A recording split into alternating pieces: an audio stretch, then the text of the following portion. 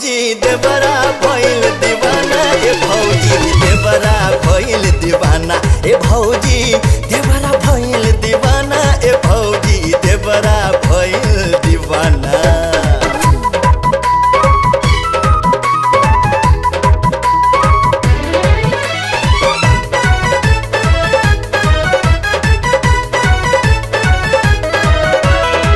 अपने जैसन सुनर दुल्हन से रिश्ता जोड़वा दाना, हमरो ब्याह करा दाना, बैंड बजा बजवा दाना।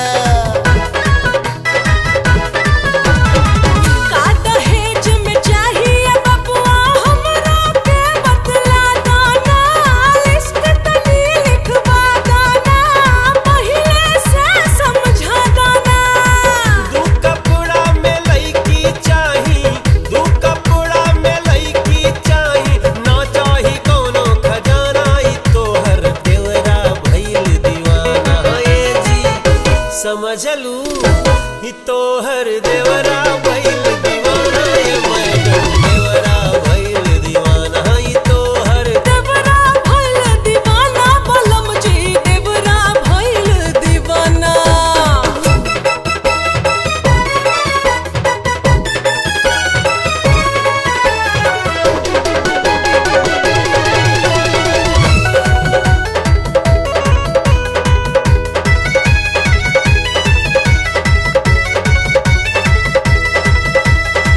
बोली कौने महीना में शादी के दिनवा उतराई जी, नौआ के बैठवाई जी, पंडित के बुलवाई जी।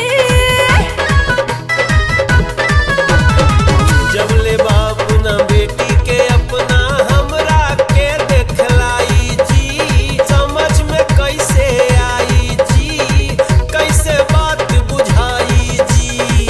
लड़की मिल गइल बाटे ए भैया, लड़की मिल गइल बाटे ए भैया, डाले प्यार के दाना, ए भौजी देवरा भइल दीवाना, ए भौजी ए भौजी ए भौजी देवरा भइल दीवाना, ए भौजी देवरा भइल दीवाना। सुनी जी देवरा भइल दीवाना, बलम जी देवरा भइल दीवाना।